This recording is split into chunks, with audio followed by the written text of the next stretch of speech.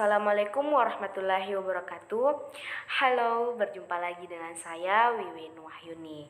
Nah, pada kesempatan kali ini saya akan menjelaskan materi tentang manajemen persediaan. Sebelum kita masuk pada pokok pembahasan, di sini ada sebuah kutipan motivasi. Dua hal terpenting yang bisa kita lakukan ialah mengelola persediaan dan mengurangi pengeluaran. Kutipan ini saya ambil dari David Glass. Artinya, dalam pengelolaan persediaan merupakan hal yang terpenting untuk kita lakukan dan mengurangi pengeluaran. Karena di mana ketika kita tidak mengelola sebuah persediaan dengan baik, dan sedangkan pengeluaran akan terus tetap mengalir seperti itu, maka itu tidak akan seimbang teman-teman sekalian. Oke. Nah, pada kesempatan kali ini ada beberapa pokok bahasan yang akan kita bahas. Yang pertama ada pengertian persediaan, kedua persediaan bahan baku, tiga persediaan barang setengah jadi, empat persediaan barang siap jual, dan lima ekonomi order quantity. Nah, sebelum kita masuk pada pengertian persediaan, sebenarnya apa sih definisi dari manajemen persediaan itu? Ayo, kira-kira apa ya? Oke, kita next saja teman-teman. Nah, di sini manajemen persediaan adalah bagian dari perusahaan yang memiliki tugas untuk mengatur persediaan barangnya serta biaya yang terkait yang mana dimiliki oleh perusahaan tersebut. Nah, persediaan itu sendiri adalah bentuk hubungan antara produksi dan penjualan. Persediaan dikelompokkan menjadi dalam 3 bagian. Yang pertama adalah persediaan bahan baku, kemudian yang kedua persediaan barang dalam proses, dan yang ketiga adalah persediaan barang jadi. Persediaan bahan baku adalah persediaan yang dibeli tetapi tidak diproses. Nah, maksudnya persediaan ini dapat digunakan untuk memisahkan para pemasok dari proses produksi tersebut. Kemudian yang kedua adalah barang dalam proses. Barang dalam proses ini artinya yaitu barang setengah jadi. Nah, di mana barang setengah jadi ini adalah bahan baku yang telah diolah dan telah melalui beberapa kali tahap produksi. Nah, barang setengah jadi ini belum bisa langsung digunakan untuk memenuhi sebuah kebutuhan manusia karena belum menjadi produk siap pakai. Barang setengah jadi ini memiliki nilai yang masih rendah dan jika diolah lebih jauh lagi itu akan menjadi barang yang lebih berkualitas dan memiliki nilai ekonomi yang tinggi juga tentunya. Nah, contoh barang setengah jadi itu, salah satu contoh barang setengah jadi itu kita bisa ambil contoh adalah benang. Nah, pada awalnya benang ini berasal dari bahan baku kapas. Setelah kapas ini diolah menjadi benang, harganya sedikit akan melambung. Nah, benang yang diolah lebih lanjut itu akan menjadi sebuah kain. Dan jika kain itu diolah lebih lanjut lagi, bisa menjadi produk misal fashion berkualitas. Nah, fashion berkualitas ini tentunya mahal, seperti pakaian yang bermerek.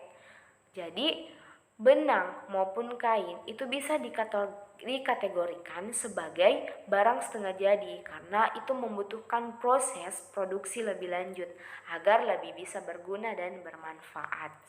Kemudian yang ketiga adalah barang jadi, di mana barang jadi ini adalah barang yang sudah selesai diproduksi dan tentunya akan sudah siap untuk dijual atau dipasarkan.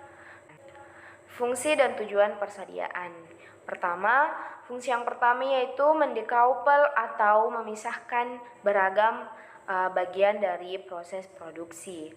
Sebagai contoh yaitu jika pasokan sebuah perusahaan berfluktuasi, maka mungkin diperlukan persediaan tambahan, yaitu untuk memisahkan atau mendecouple proses produksi dari para pemasok.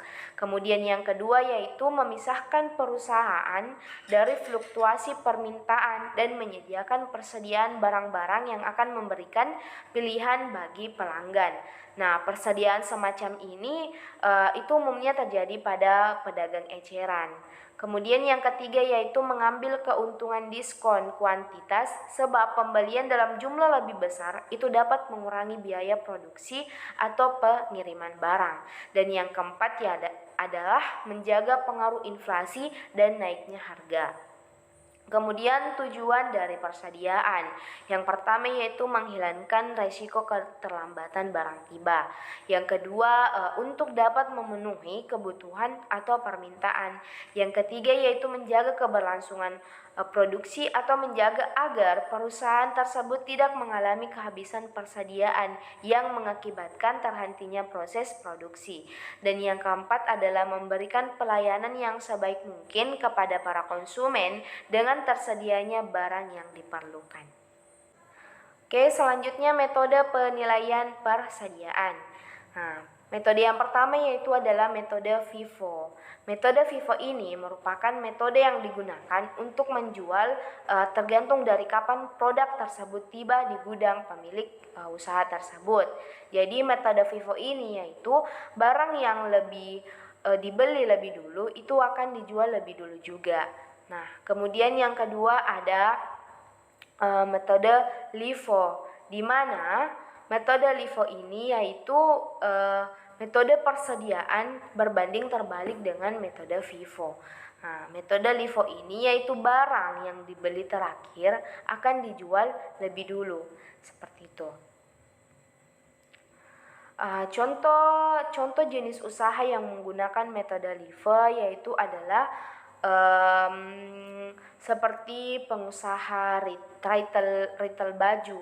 Ketika sedang tren misal film Marvel Black Panther, itu penjualan baju muslim koko meningkat sangat pesat. Akibatnya banyak pemilik usaha yang menaikkan harga jual baju tersebut sehingga bisa mendapatkan omset yang lebih besar juga. Jika permintaan pasar kembali stabil, mereka akan sedikit mengontrol harga baju tersebut.